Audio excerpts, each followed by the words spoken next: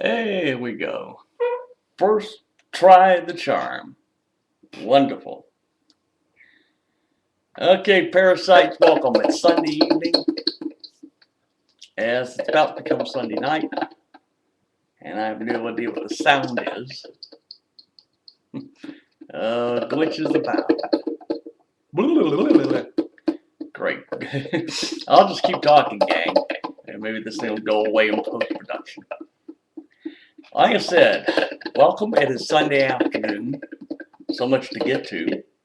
A lot to get to, really.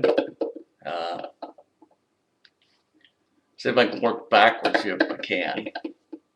Caps winning last night. This thing goes to a shootout. This has been happening too much lately. You know, as it stands now, they're sitting in 8th place. It should. Hi, kids. Try to read the speakers. To say here, it's been happening too much lately. Too many shootouts. You don't want to take a chance. Right now, they're in the 8th position, 2 points up on Buffalo. They own the tiebreaker on Buffalo, so there's no telling what's going to happen here this final week or so of regular season. But it's becoming interesting, to say the least. It's becoming interesting. Oh well. Oh, I know what it was. Robert Griffin III. Paid a visit at Redskins Park the other day. Didn't see any of it. But he focused, but he somehow came up in the conversation for ESPN's First Take Thursday and Friday. Donovan McNabb was there sitting in the studio. Thursday, McNabb says something along the lines, said, well, RG3 may not be a success in Washington. If you got to stand here and deal with Mike Shanahan as your coach, you're going to be doomed for failure. And they sit there and cut him a new one. I figured, you look at it and say that he's right in a way. That what's really going to hold back RG3 is going to be Mike and Kyle Shanahan. I came on here before and said they were going to find a way to fuck them up. So, this is where that stands.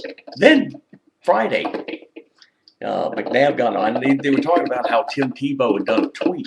And I actually read the tweet. It was like Thursday night. Okay, the tweet's basically like, okay, I said this 44 times, it's going to be number 45. Really excited here to be a Jet, blah, blah, blah. Fireman Ed. I mean, he's like having his head so far up Jets fans' asses, your tongue and colon. And McNabb got on and said, what you should be doing? What you should be doing is, focus more on football. Stop tweeting and focus more on trying to make the Jets better. Which I said, hey, I agree with this wholeheartedly. But you can't satisfy everybody. I think really ESPN's missed a golden opportunity. If you want to find a brand new studio analyst for like NFL Countdown, Sunday Countdown, NFL Prime Time, all across the ESPN universe, you want to get a studio analyst, I think you found him. McNabb doesn't necessarily have to try to continue his football career. Gravitate toward facing the cameras. This is just so great. Anyway. Nats finally won their final spring training game today. Didn't get to see it. I just saw the score. Gio Gonzalez did good. His numbers were good. It's like 1 earned run, 7 strikeouts. He was doing good. So now, of course, everybody heads north or west or northeast or whatever it is, because spring training now just breaks up, and you're stuck doing a whole bunch of exhibition games, which the Nats will be doing on Tuesday. There at Nats Park, they'll be playing Boston, and then the season starts for real because they got to go to the Fairleigh Combine to Wrigley Field. Oh well, it's gonna be fun.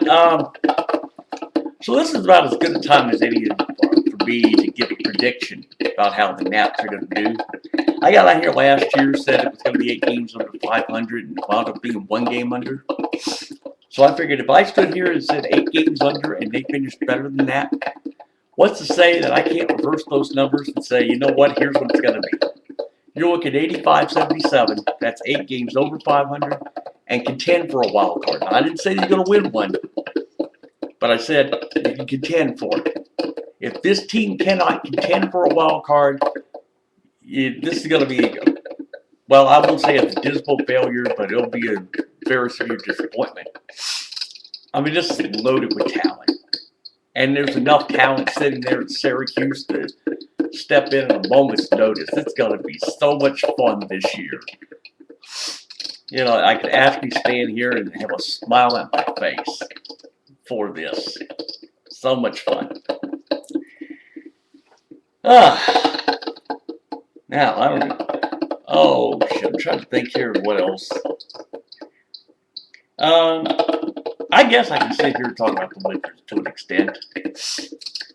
There's a sense of improvement. It's not going to make it a better team for the remainder of this year or even next year. But there's something here ever since they shipped Javal McGee's ass out, shipped Nick Young's ass out, and all of this. Bring in Nene, from the Nuggets. He's doing his part to step up a little. I give him credit. It's not going to, like I said, it's not really going to make an improvement on this team for the remainder of the regular season, but, you never know what you can do in the off season. So, we shall see about that. I gotta tell you, I said, this thing is making so much fucking noise. I made a complaint when I tried doing a video the other day and couldn't do it, so I said, okay, they have this little thing that says report a bug. And so I went and reported it, and I guess now apparently this is the case. Somehow you seem to fix the bug, and it's annoying the fucking hell out of me. Well, maybe this thing will fix itself in post-production. If it doesn't, I apologize up front. So what I'm going to do is I'm going to shut this thing off and just try to work on this in post-production. So, as always, I get to say adios, motherfuckers. Enjoy what's left of your Sunday. And we will see you when I get around to doing another video. So, adios, people.